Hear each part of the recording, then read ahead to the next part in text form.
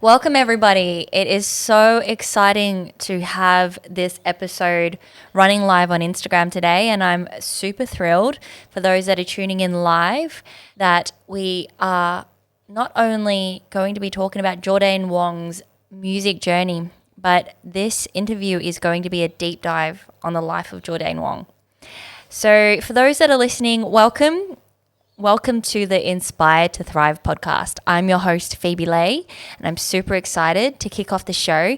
Geordie, welcome to the show. It's so great to have you here today. Thanks, Phoebe. It's good to be here. Geordie, for those that don't know you, you are a very talented musician and artist, and you also have a very interesting backstory, which we're going to dive into. But before we begin, I'd firstly like to know, can you tell us a little bit about your background in music and tell us how you got into music and what was your upbringing like? The story of how I got into music is I was basically born into it. I think one of my earliest memories, and one thing my parents always tell me about, is being in a cafe in Sydney when I was about maybe a year old and screaming my lungs out because my parents were leaving the cafe, but Eric Clapton was on the screen and I just would not let them leave. So we ended up staying there for a couple extra hours, just sitting there so I could listen to the music on the TV. And it was kind of like that ever from from the point I was born, but ever since that point. I mean, when I was 2 years old, I still remember listening to and watching a live concert called Absolutely Live, a George Benson concert that my dad had bought of him playing in Ireland when he was a bit younger than he is now, dancing in my lounge room, often with no clothes on, to Earth, Wind and Fire, Stevie Wonder and all of the greats, jumping on my bed in my house, listening to the vinyl player. Among other things, interestingly, despite all of my history with R&B, it was Come On Aussie, Come On that I'd like to put on the vinyl player and jump around like a madman. But my parents have been saturating me with quality music since I was born, virtually, so I grew into it as naturally as breathing, really. Wow, that's incredible. And how do you think that shaped you as an artist today? Well, I think certainly just the fact that I was around all of this unbelievable music from such a young age pushed me into it.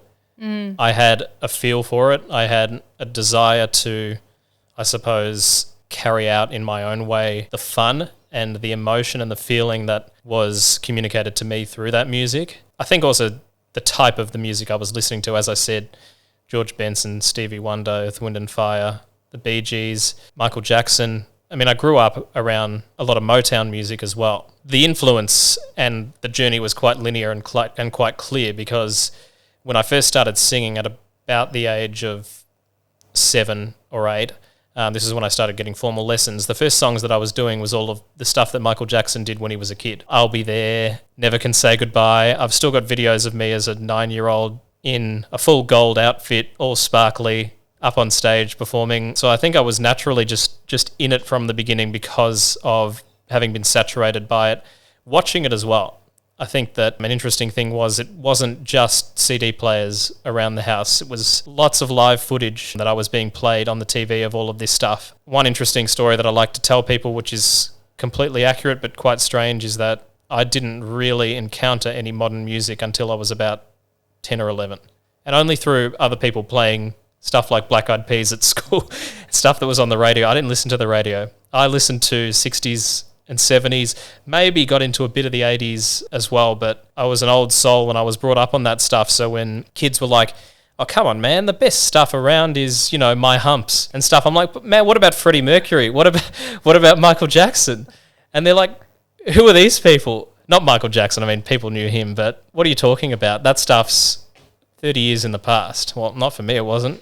That was my present as a kid. So how it impacted me and how it influenced me was just the fact that it was constant. I was really passionate about it. My parents were really passionate about it, and that passion carried through to me. So I think that that's where the influence came from, and the type of music I was listening to clearly drove me into that R&B soul setting. I believe your father and his record collection also had an influence on your music career, and that's exactly what I've been talking about. It's his record collection that all of that music is contained in. So he was the one who was constantly playing it all the time.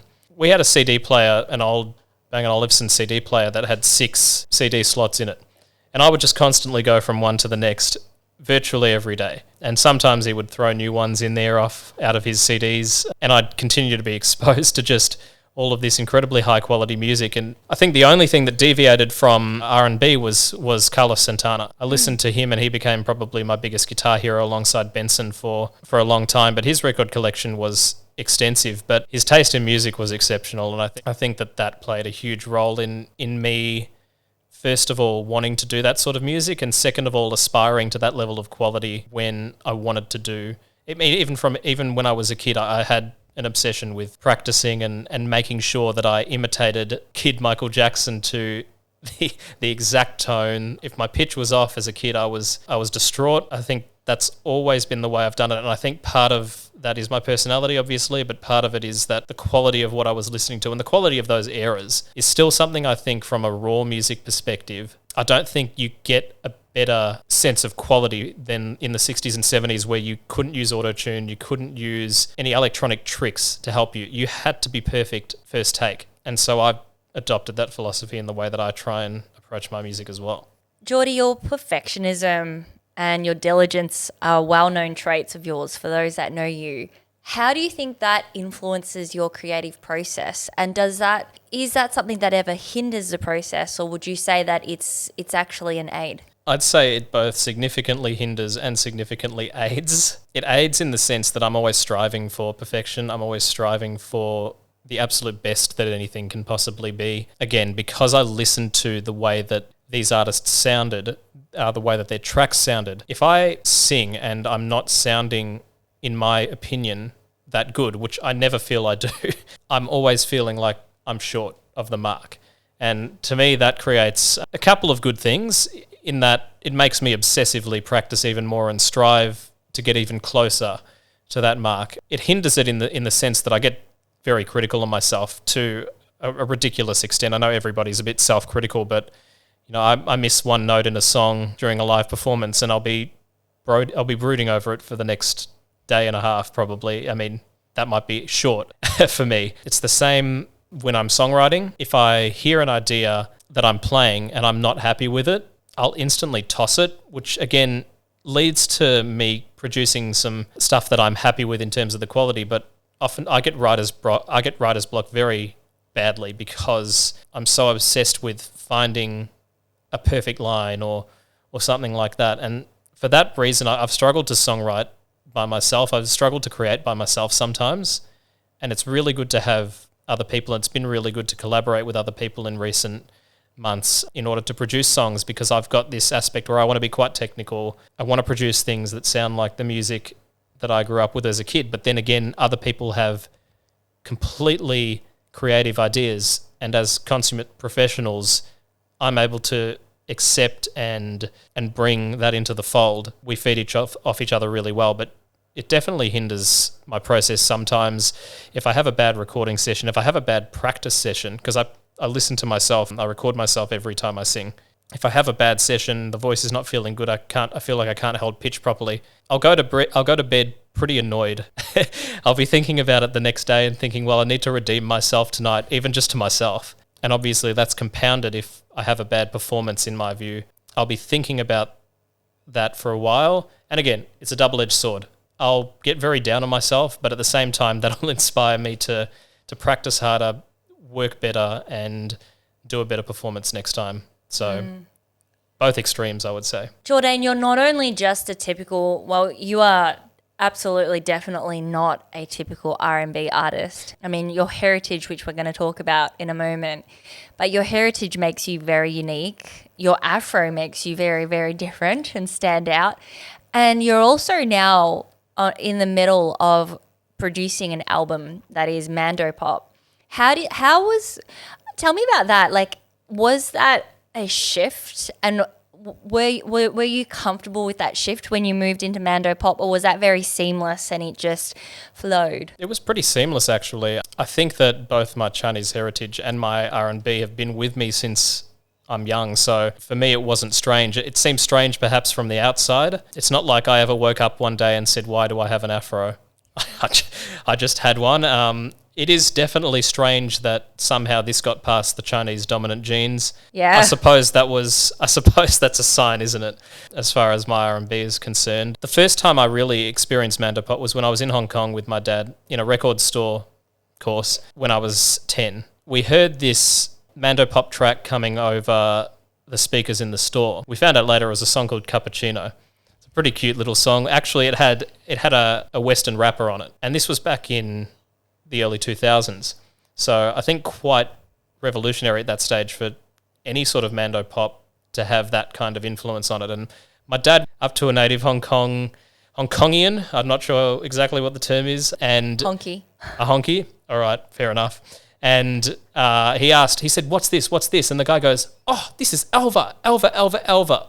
And so we discovered Alva Xiao, who is a Taiwanese singer, very, very famous. And from that point on, we started purchasing Chinese music. We started listening to Mando Pop a bit more. But Mando Pop, as you probably know, is very different to Western pop. They didn't open up in China until the 80s. So socially and developmentally in terms of their music industry, they were still very classic in terms of their style. What we think of in the 60s, for instance, what we call the doo-wop era in R&B, that sort of music was still hanging around in the early 2000s in China with very simple chord progressions, heavy focus on melody and somewhat cheesy lyrics.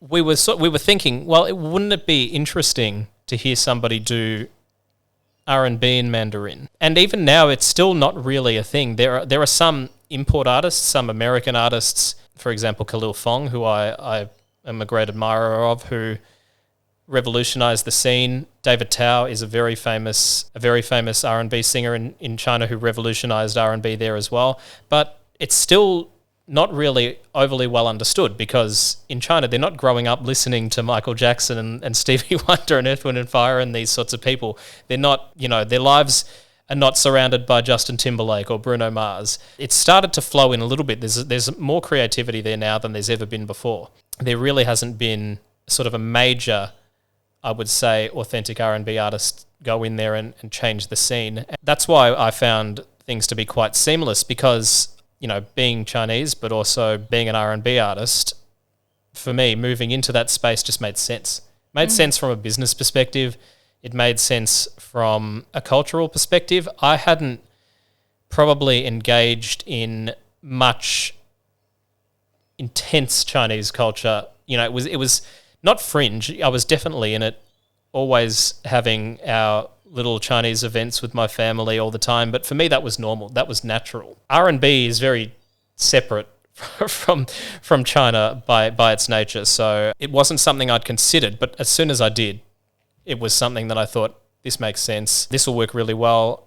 You're probably familiar with this as well. Cantonese doesn't work very well with something like R&B, but Mandarin suits it perfectly. I mean, Cantonese suits rap, but definitely when it comes to pop, I think Mandarin works. R&B, it's one of those things where it's interesting because your English music, the music that inspired you growing up is old school soul. And when people think R&B, they do think the Bruno Mars and the Justin Timberlake. Oh, look, R&B is the most ridiculously wide genre you can think of. Everything from, it's rhythm and blues, so everything from blues to funk to soul and gospel, it's all within the R&B diaspora. So yeah, sorry, I forgot what you were saying. Well, I was going to say, so a lot of people would associate you and your look with the Justin Timberlake, Bruno Mars style. What would you say is more your style?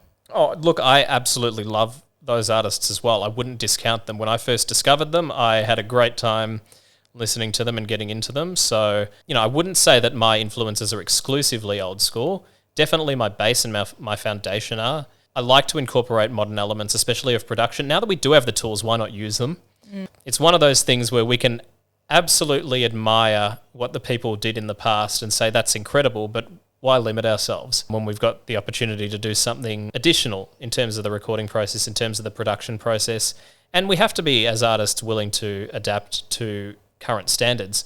I can't really go out there singing 50s jump blues songs like Beans and Cornbread, which you're probably not familiar with, but you can probably tell from the sound of it, it probably wouldn't work in today's era. We can always appreciate that stuff, but we have to be willing to modernize, and we have to be willing to change what we do. And so I absolutely love Justin Timberlake and Bruno Mars, what they're doing, not only musically, but stylistically, in terms of their image, in terms of the way they present themselves, what they try to embody.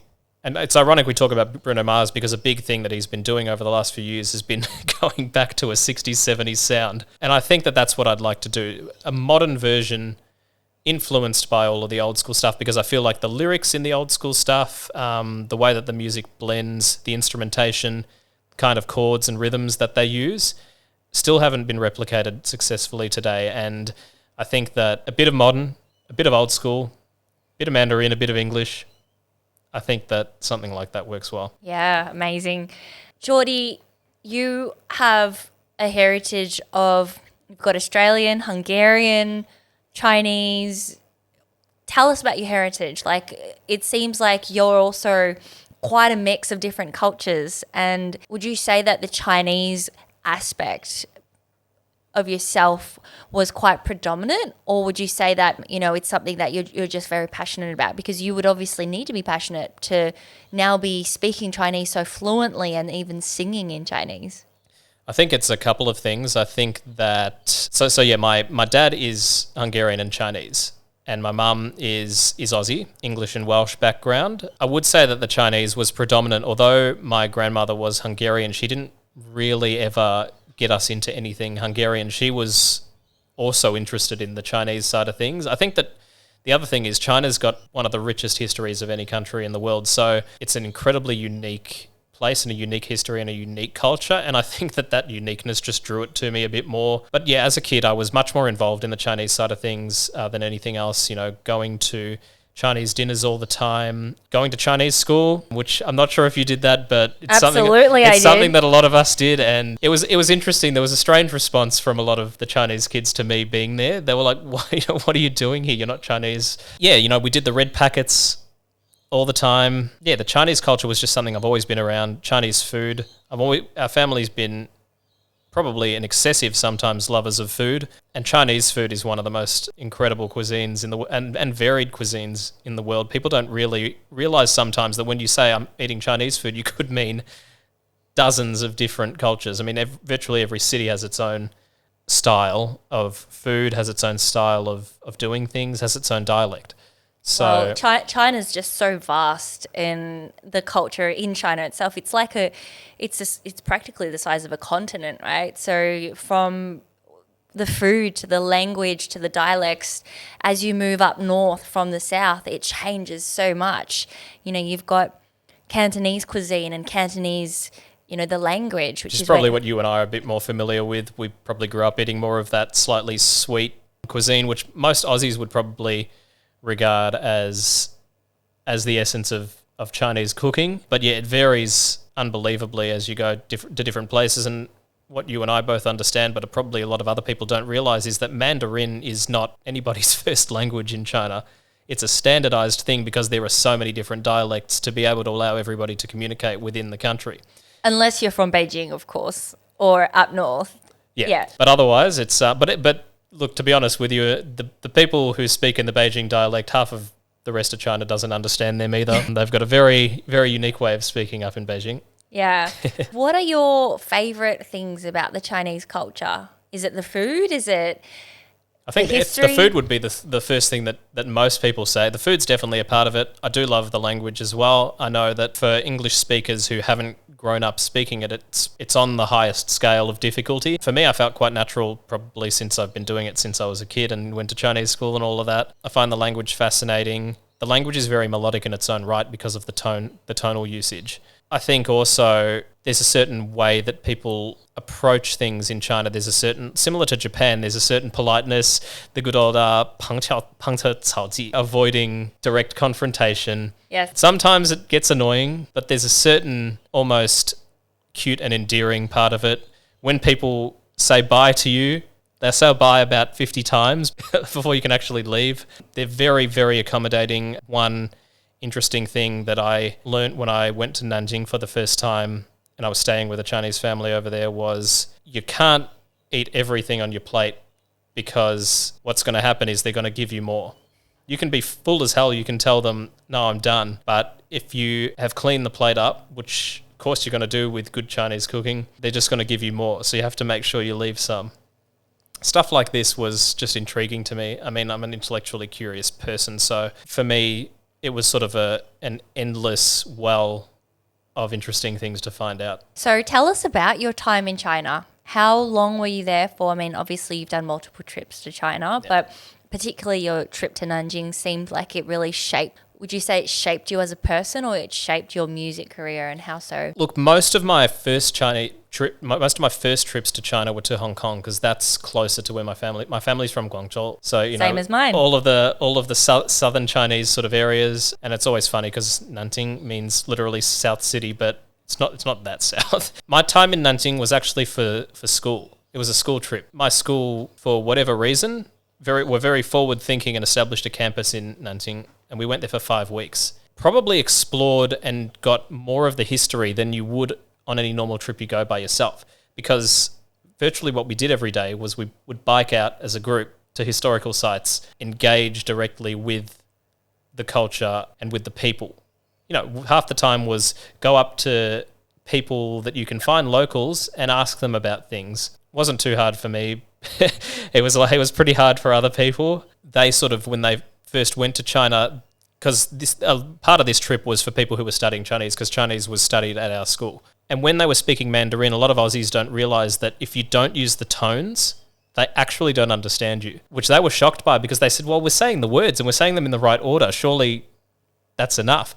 No, you actually need to be saying the tone specifically. So that was something that was very surprising for people. But look, we were just immersed in it for more than a month, non-stop, eating local food, seeing local historical sites, running upstairs to the mausoleums, seeing all of the different parts of the Great Wall, because it wasn't just Nanjing. On that trip, we went to Shanghai and we went to Beijing as well. We got to see a fair bit of everything in that trip, and I think that it definitely played a part in continuing to immerse me in the culture. I wouldn't say that it was central to it, because I'd been to China before, and I'd been to China after. Next time we went to Xi'an, which was a little bit of a different experience, because Xi'an, back when I was in my late teens, was not as developed as it is now. It's a place that's probably known more than anything else for its unbelievable food, but it's got its own wall, just as Nanjing has. So people think, the Great Wall of China. No, there's the Nanjing Wall, there's the Xi'an Wall. I think just being in that spot made me realise how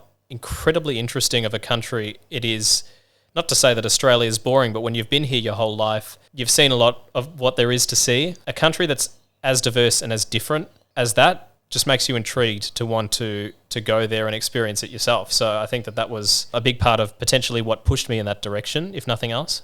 Going back to your music for a moment here, I'd love to hear more about how because obviously you've got that perfectionism. I do too, and I find it at times it hinders, but at times it's a very effective trait. How do you remain authentic when you are, you're obviously under different influences? You've also got, components that will play a significant role in the kind of music that you produce and your artistic expression. How, the cultural influences as well as your perfectionism, how that all ties in together in your music journey.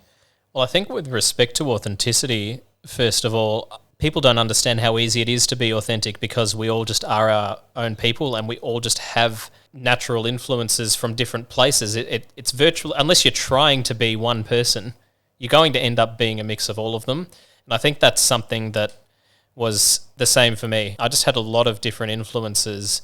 I couldn't be any one of them. There were things that I preferred.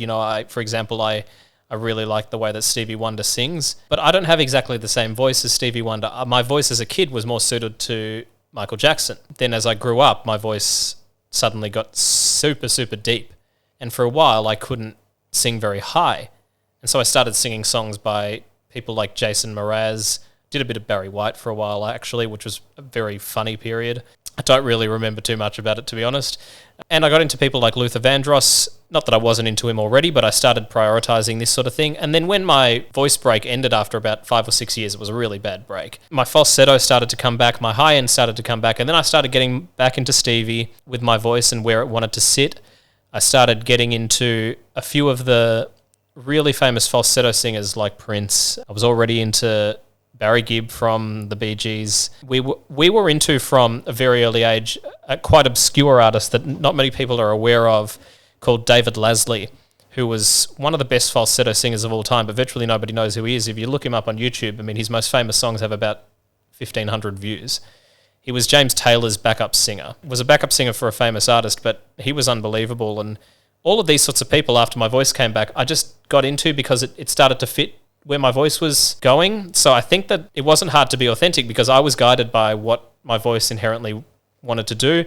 And then the styles of music that I liked were just naturally pushing me in a certain direction without me having to force it too much. And I'm somebody who from a very early age loved to imitate. But I found that at the end of the day, when you try to imitate somebody, you end up sounding like yourself. Unless you're really, really diligent and you're obsessed with an artist to the point of being an impersonator, you're going to sound like yourself regardless of what you do. I think whether you force it or whether you don't, you're going to be unique and authentic. I think that one thing about authenticity, though, is you shouldn't try too hard to be somebody else if you want to be your own artist. You shouldn't try too hard to force certain things. And my perfectionism, and this is, I think, an important lesson. It was an incredibly important lesson for me that I got a few years ago from a producer. And this ties into my perfectionism hindering me, but also then, I suppose, showing me the way in a sense. I had a producer tell me, you sound like when you're singing, just constantly thinking about your voice. He said, why are you not thinking about the lyrics, about telling the story, about singing the song? I said, I've never thought about that. I've always just thought about not making a mistake, wanting to get that sound perfect. What was incredibly interesting was he told me, just for this take, think about the lyrics, completely get rid of your perfectionist outlook on your voice. And my timing and my vibrato, my expression was actually much, much more precise and much more perfect than it was when I was trying too hard to be perfect and trying too hard to be something that I wasn't. Since that point a few years ago, I completely changed the way that I sing, and now I feel like I sound a bit more like myself. How do you approach each performance? How do you prep yourself? What are the things that you do to, especially because I know you are also naturally, you have a tendency towards being an introvert. When you're performing, you're around people.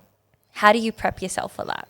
Well, I think this is probably true of I think a lot of artists could tell you the same thing. When you're on stage, especially if you're on an actual stage and you've got a spotlight on you, you can't see anybody in the audience. I think it's almost like singing to people who you expect to just have a certain response to you rather than singing in an intimate setting. If I was singing, I'd be more nervous, and a lot of people would say the same thing, singing to my friends or singing to my family or singing to people I know than singing to strangers. Also, I think it was kind of an anomaly for me as a kid. I had been performing since I was so young that to me, it didn't seem like it was something daunting or something foreign. It was very natural. I think also I loved embodying, I grew up watching Michael Jackson. I grew up watching people like this who, some of the best performers of all time. For me, all I was doing was trying to capture some of that myself, see the enjoyment and the feeling that they were giving me and trying to imitate and bring that to fruition in my own right on stage. So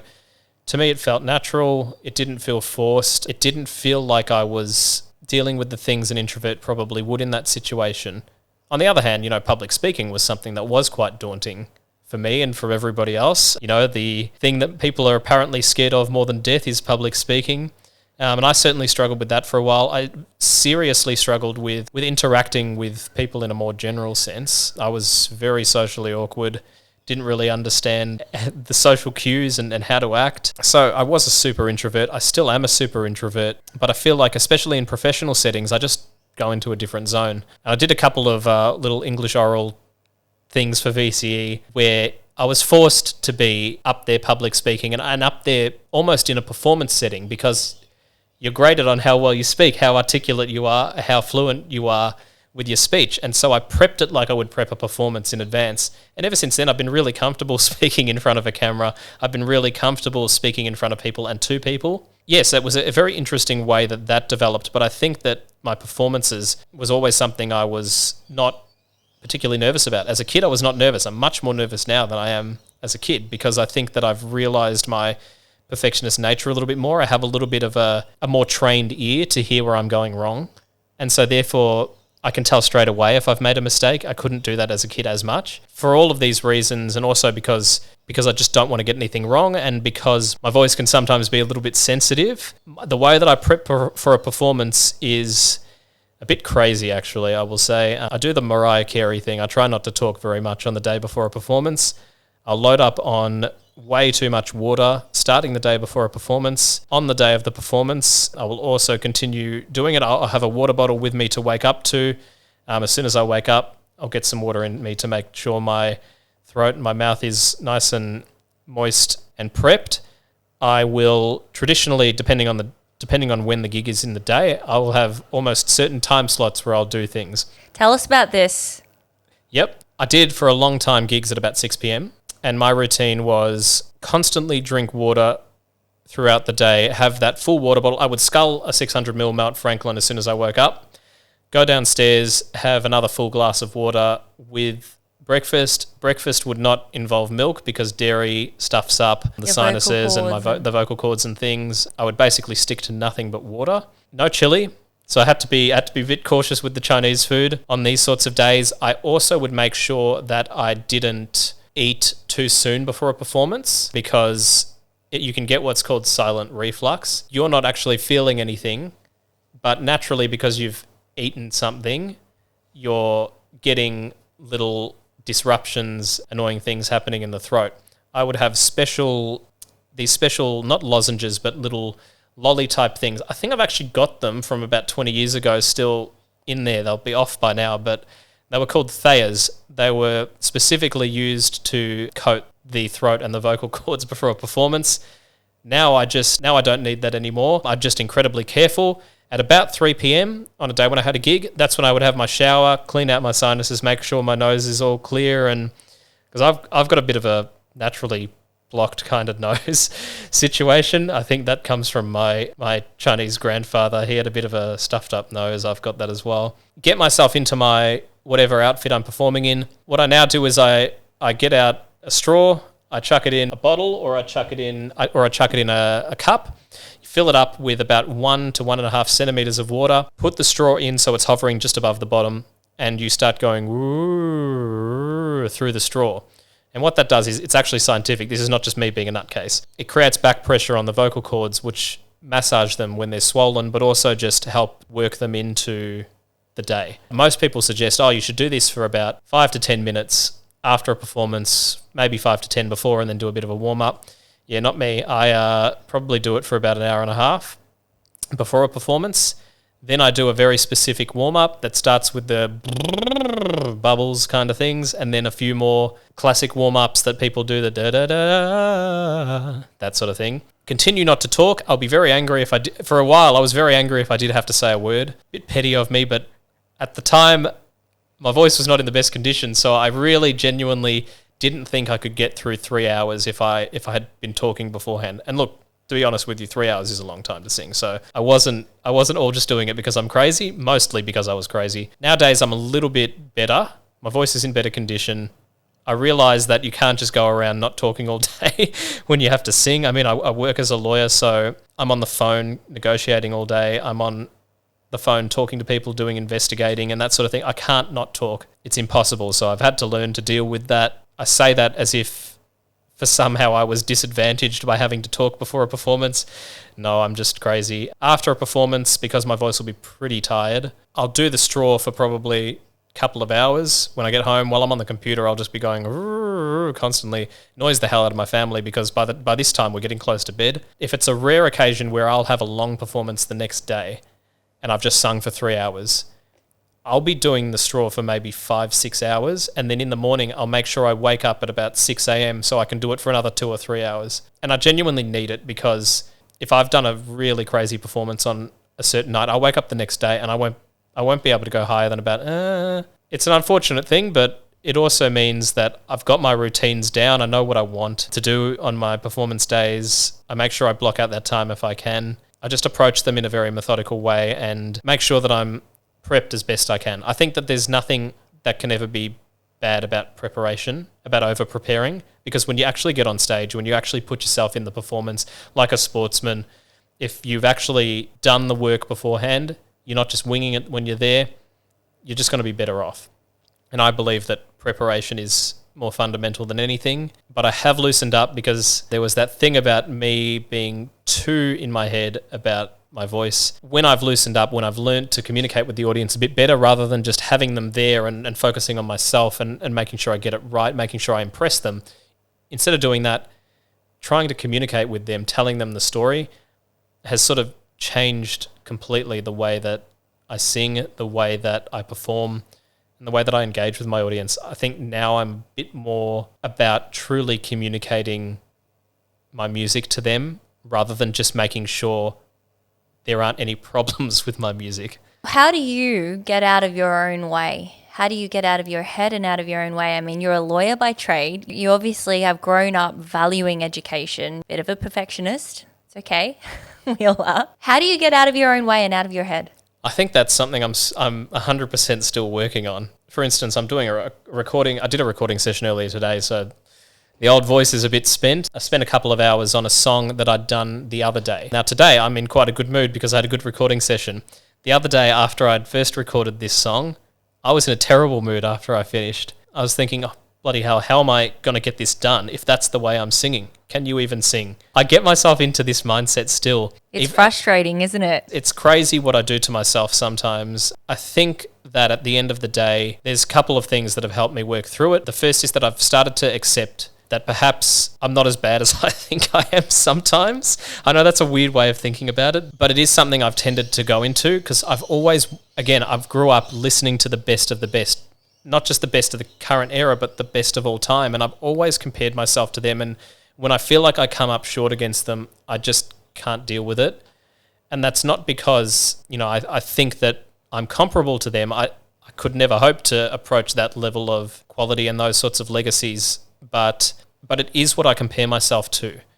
I feel like if I'm not competing with the best in the world, well, I'm failing somehow. When I'm hearing a professional track by a top artist and then I'm listening to a track of my own and I'm thinking there's something wrong here, I just can't deal with it. And again, how I get out of my own way is I suppose I make myself better to the point where I don't have to get in my way. If I can be happy with my performances because I've done enough work that I'm happy with them, I just get out of my own way naturally because I'm in a good mood because I'm doing okay. In terms of getting out of my own way in general, I think I've just, as I said, learned to accept that I'm not as terrible as I think I am sometimes. I've learned that these processes take time. I've learned that I'm my own person and I can accept that and be happy about that and be proud of that, as opposed to always comparing myself to other people. I think that comparison is important because when you're striving for something, you need to have a goal, you need to have a benchmark. But I've learned that perhaps it's not always the best thing to be constantly comparing yourself to other people. I think that's definitely helped me out. I compare myself to myself, and even then I still get annoyed because I'll listen to myself one day, I'll listen to myself another day and go, why does it sound so different? So I'm definitely still working on it. I would say I don't get out of my way enough still. It's a tough problem because you can tell yourself, get out of your way, be proud of yourself, but you still, at the end of the day, are going to be annoyed by the things you're annoyed about. That perfectionist nature is something you can't just toss out the window. It will always be there. You'll still cringe when you're listening to yourself back. You'll still do these things. That's, almost a physical reaction. You can't just toss those away and pretend they don't exist. So I think it's about learning how to deal with them in a mature sense. That's the best I can do. In our culture as well, we are brought up being compared. I don't know if your parents did that, but They did. They were incredibly supportive at the same time. But often I think what they would do is they said, you can do better than this. We know you can. You know you can. And look, I did. To be honest with you, they mostly said it when I was being lazy. So it wasn't in a way that was, I think, forceful, unkind, or in a way that pressured me. There was this sense that, hey, you've got something. You should be trying to make the most of it. You shouldn't just be tossing it away. And it's not as if they're saying, oh, you've got a special skill for this. I know you hate doing it. You should take advantage of it. They knew that I loved it and they knew that I had a certain potential. And so they said, no, come on, let's make the most of this. This is something that could be really great, could be really amazing. So they were incredibly supportive in that sense. I think at the end of the day, I ended up putting more of the pressure on myself than anybody else. We're talking about perfectionism. We're talking about how your family have influenced you and how they saw the talent in you from a young age, and they obviously have invested time and support in you.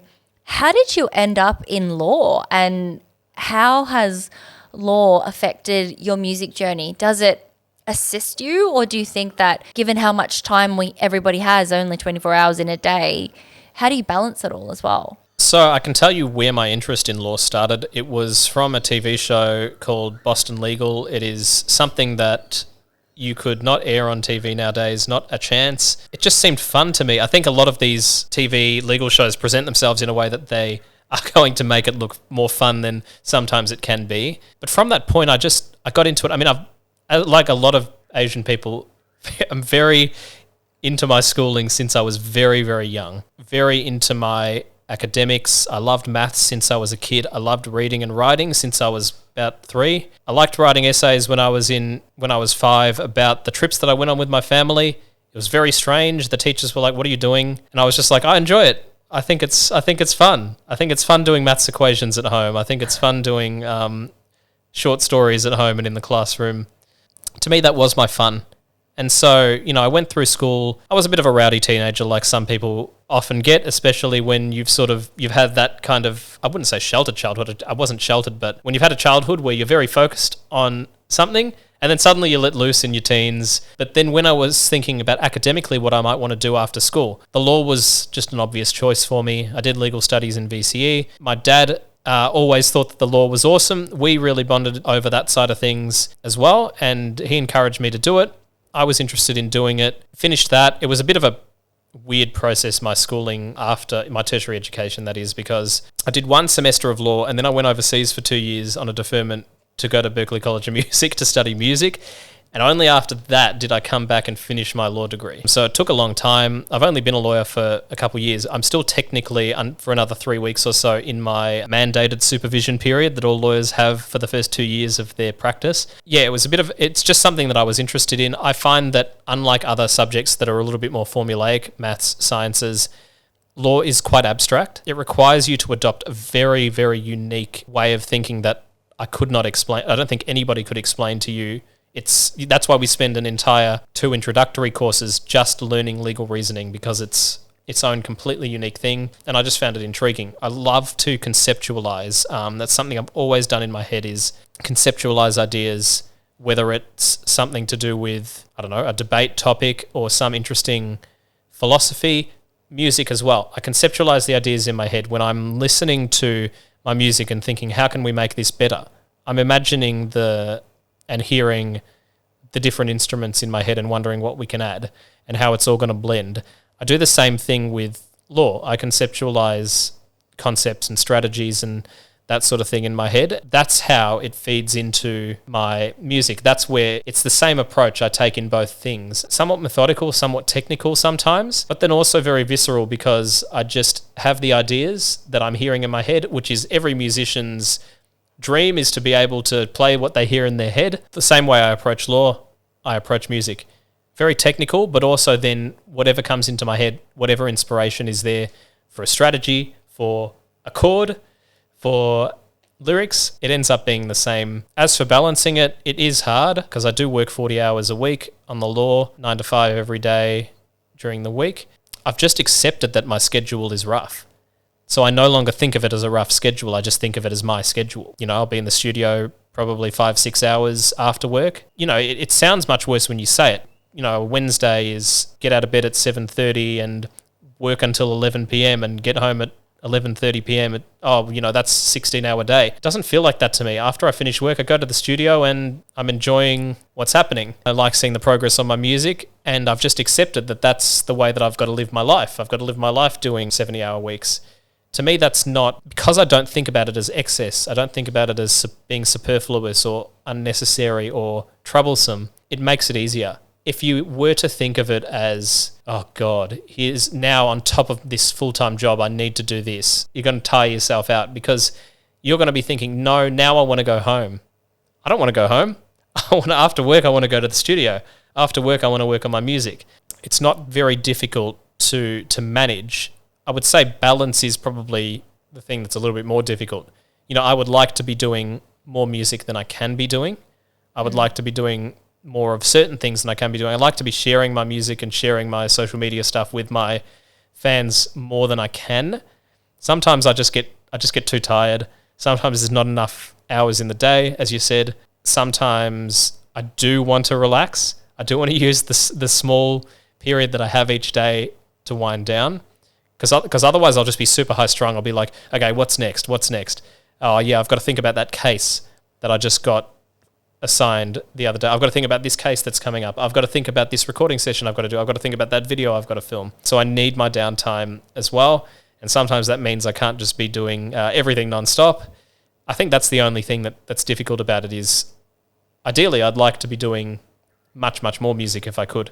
Do you think that you'd ever go full time in just music and let go of something that you've invested so many years into? Thankfully, I have an unbelievably good law firm that I work at, and I think that if it did come to the point at which that had to take place, that they'd be willing to accommodate for me. Look, at the end of the day, if music was to the point where it could be stable, unfortunately we're in an industry which is probably the most unstable of any, then I think I would have to consider doing it full time.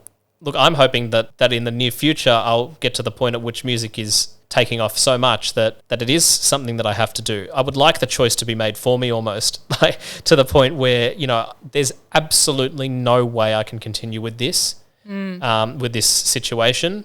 So I have to do it, as opposed to being in a situation where theoretically it's possible if I save up enough leave, which I do, to continue doing both. Unfortunately, my job, for reasons I won't get into, has certain deadlines that can't be missed that mean that even when I take leave, I can't necessarily just stop thinking about these things or leave it to somebody else. I still do have to, if I'm going on, say, a 3-week trip somewhere, I would still have to take my work computer with me, because if I miss those deadlines, basically we would lose a case and I would get fired.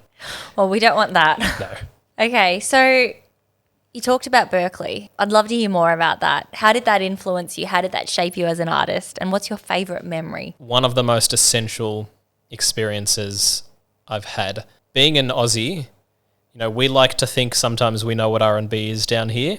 We really don't. And if you're ever going to learn R&B properly, it needs to happen in the home of R&B. It needs to happen around, especially the black community that's grown up in the churches. It's their music. It's their culture. And how can you learn another culture without being immersed in it where it's from?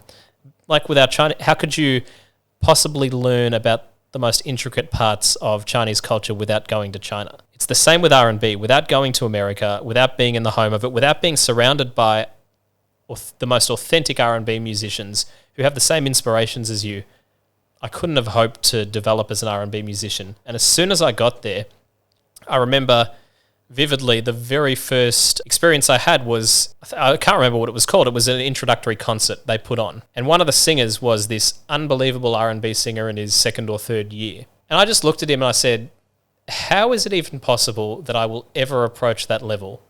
That's just the most ridiculous quality singing I've ever seen. And you have to remember, at this point, I'd applied to Berkeley and was attending Berkeley as a guitarist. I had every intention of engaging in vocal classes and that sort of thing when I was there, but I'd applied as a guitarist.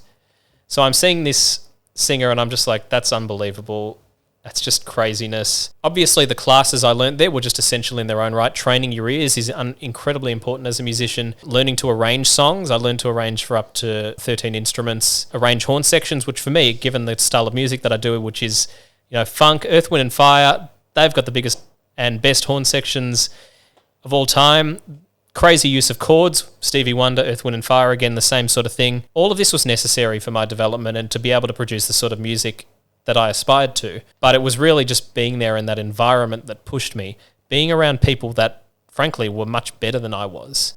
People who I thought I had to catch up to, because I think part of it's because of my perfectionist nature, but I'm unbelievably competitive and I just couldn't handle sort of being ridiculously inferior to the point where I was sort of like, Jesus, I wouldn't even want to get up on a stage with these people. I feel like I would embarrass myself. Second semester, I decided, you know what? Why am I in this contemporary jazz class when I'm not a jazz musician, trying to sight read jazz standards in different time signatures over different keys?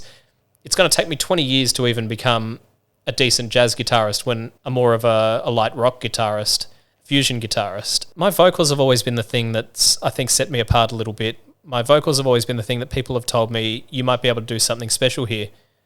Let's not waste our time on something that's never going to happen. Not to say that I've abandoned the guitar. I still consider myself as much a guitarist as I am a vocalist, but I decided I'm going to get as good as these people. That was what went through my head.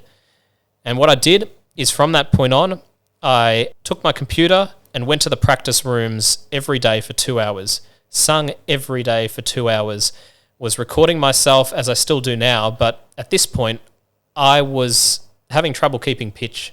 I remember recording myself to this one Earth, Wind & Fire song called Can't Let Go. I reckon I did that song for 3 weeks on end, just the first verse, because I could never get it right the whole way through. The first verse was only about 20 seconds long, but I could never get it the whole way through without missing pitch at least once, without having an imperfection at least once. I did it to the point where at one point I thought I'd stuffed my voice up, because there was one day where I was singing Marvin Gaye, I was singing Let's Get It On, and trying to get that sort of raspy tone that Marvin Gaye has, which people don't really have naturally unless you're Marvin Gaye. I just felt my voice sort of go, and then I decided, hang on, I've got to slow this down.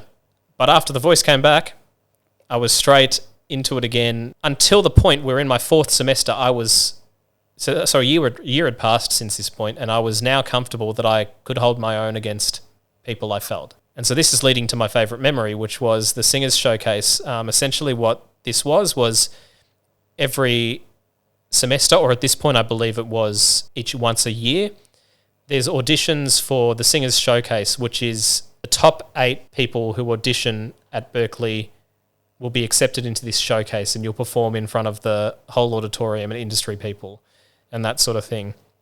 And I thought, you know what, I'm going to give this a go. To my surprise, I got in amongst 7 other unbelievable singers, and this is also where another thing started, which was the song that I was assigned to sing for this showcase was Purple Rain by Prince, which is now a song that I have developed my own spin on, and that people sort of expect me to do at performances, even though it's not my song. I think perhaps the fact that I played guitar influenced that decision on their part a bit. But what you've got to remember is this performance took place on the 21st of April, which was a week after Prince died, 21st of April, 2016. Pretty crazy, wild performance. We had a whole band full of the best student musicians behind us, about 30-piece band. I just wanted to go out there. I spent so much time getting every note right. I rehearsed the guitar solo infinitely. I rehearsed my vocals infinitely. I rehearsed where I was going to walk, what gestures I was going to make, where I was going to look. As always happens, and I've had this happen to me so many times, I got sick the day before the performance, and I was really, really upset, as you can imagine. I did everything I possibly could to get my voice right. I drank tea, I did all of this sort of thing. Get to the day of the performance, I'm still feeling sick. I'm still feeling pretty bad. I'm doing my trying not to talk. I'm doing my bubbles. I'm doing all of this. I get to the performance. I'm a bit nervous. I don't know what's going to come out of my voice when I get on stage. And when I got on stage and I performed, I think I did one of the best performances I've ever done in my life. After that, I sort of had a bit more self-belief. Standing on that stage, you know, the crowd cheering, certain parts of the song where I could tell they were really getting into it. It felt more like the audience was alive than in previous performances. It was, you get your claps at the end, you get your applause. This time around, every part of the song that I did something that I had wanted to impress people with, they were getting really impressed by. And I was unbelievably satisfied when I finished that. And with a stage that big in front of about 3,000 people, I felt like I was where I belonged. For me, was my favourite memory at Berkeley, because I think it's when I felt like all of my hard work had come to something, all of my persistence had come to something, and I could see a direction for where I wanted to go in the future. Wow, that is incredible. What would you say it came down to? What was the factor that made it such a good performance? I think for the first time I realised how unique certain aspects of my voice are. As a kid, I had only ever sung in my sort of chest voice, which is what I'm talking in now. That was incredibly high because I was just a little squeaky. Then when I got to my voice break, my voice just dipped down to where it is now. I was singing at around the same range where I talk.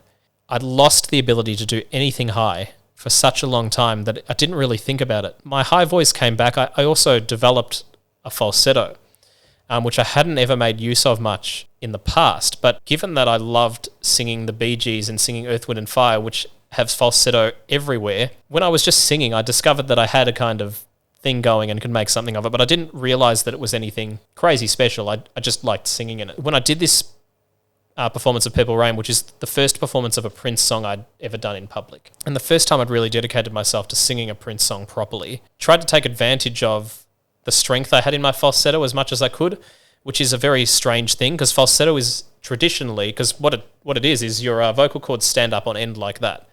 It's supposed to make them generate incredibly fast frequencies, but for it to be very thin, because your vocal cords are very thin when this happens, when they get raised up, they get taut. It's supposed to be very thin and very airy. But mine was the opposite. Mine had this sort of Barry Gibb, super, super strong and bright and powerful sense to them, and combining that with some of the resonance that I'd learned from all of the amazing black singers I was around at Berkeley, started to use it in ways I thought, hang on, this is something cool and unique that only I feel like I haven't heard too many people do.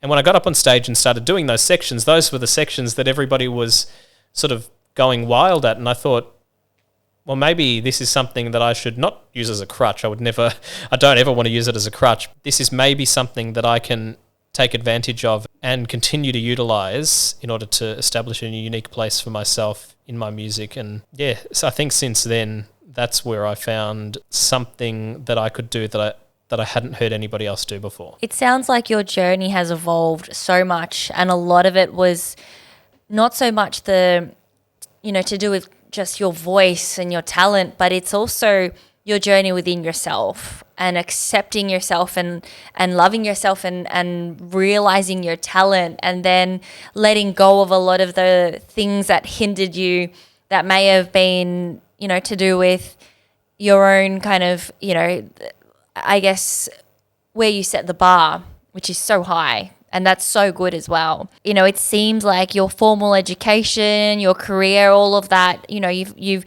been working on so many aspects of yourself. My last question for you today, Geordie, is, were there ever any points where you nearly or you considered giving up?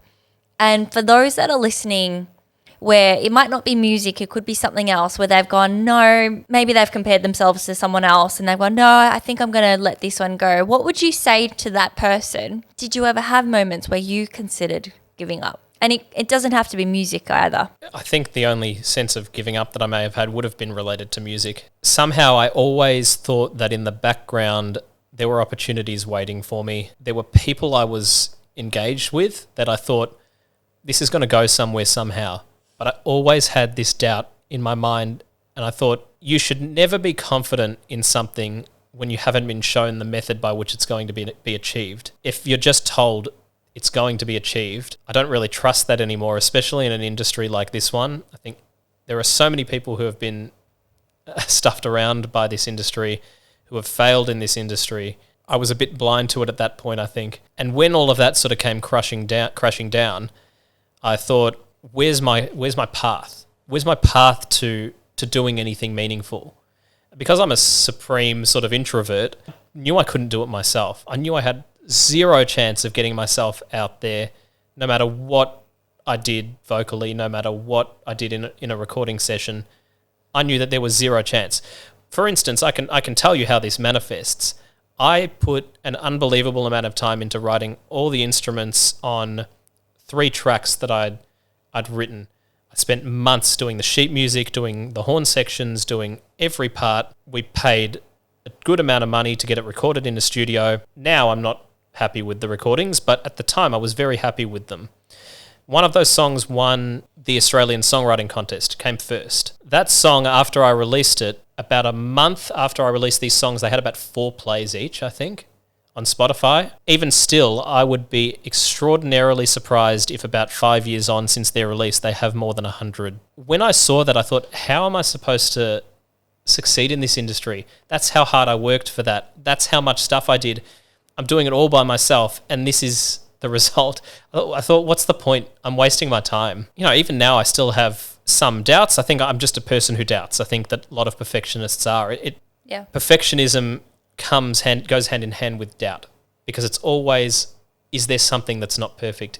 Is there something that could fall apart? And I think that, I should actually revise. I don't think there's a time that I ever gave up, but there were times when I thought that I don't have a chance, that I thought there's no way that anything happens. I'm going to be a musician who just sort of does law. That becomes the priority. The music fades away eventually. I'll still play now and then. It's just going to be something that never happens. And thankfully, I didn't sort of give in too much to those thoughts and just persisted. Now great things are happening, and it's important for everybody to understand that. I mean, I don't want to sort of spout platitudes and cliches like just believe in yourself. I think it's a bit more complicated than that. I think that just saying I believe in myself will not get you anywhere. You have to, I think, be a bit more practical and understand that if opportunities aren't coming your way, there's usually a good reason for that. For me, it was my introversion and my failure to actually take advantage of opportunities when they came my way, my failure to collaborate with other people, my failure to engage other people to work with me. Wanting to do it all by myself was my problem. Now, that might not be the same for everybody who runs into hurdles and bumps in their careers, but I think the important thing is, if you're having trouble, if you're struggling, find the reason why. Realize that there's something you can do about it. It's not hopeless because you're bad or because there's anything wrong with the way that you sing or the way you play guitar or your music. There's usually a good reason. I think some of it's because we're a bit of a loose country and people go to gigs to drink half the time and not to follow people. So I think we're a bit of an unfortunate society in that sense. I think do the practical thing. Identify what it is that you're lacking in and try and improve it. Try and be better every day with what you're doing, not only as an artist, but in a business sense. These days, you need to be a businessman as well as an artist. You can't exclude the two from each other anymore. My practical advice is don't just shower yourself with I believe in myself, and you should believe in me too. Actually find practical, real solutions to the problems you're facing with getting yourself out there or improving your music. And I think there's always pivotal moments in our journey where even if you have the doubts of a perfectionist or not, there are always pivotal moments where we can go back to those, I guess, defining times where you go, if I could get through that, and if I did that back then, I can do better and I can continue. I believe that every single talented, skilled or not, every single person that puts hard work and effort and energy into something that they believe in, they can make it work and make it happen. So thank you for such an inspiring episode and for sharing such truth and wisdom as well. You're such a young man, but full of so much wisdom and talent. Do you have any last words for the listeners today? No, I think just thank you for having me on. I'd love to be on again. I'd love if anybody who's interested in my music and my journey wants to follow me on Insta, on TikTok, whatever it may be. It all contributes, it all helps. And yeah, just thanks for having me on. It's been a pleasure. I think that I don't often delve very much into my life being the introvert that I am. And it's good to maybe get some things off my chest and discuss things in an open forum where I can understand perhaps a little bit more about myself and about my flaws and the things that I need to improve on as well. Always looking for improvement as a perfectionist. Yeah, of course. Okay, well, listeners, if you want to follow Jourdain, make sure to look him up. It's Jourdain.Wong, I believe, on TikTok, and Jourdain Wong, one word, on Insta. Make sure that you hit that follow button because his journey is definitely... he's on an incredible tangent. You continue on this trajectory, there's going to be some amazing things that will come through, and I'm really looking forward to seeing that and being a part of that as well. So thank you again for jumping on, and listeners, thank you so much for tuning in to the Inspired to Thrive podcast. Until next time, stay happy, stay inspired, and continue to thrive and shine. Peace.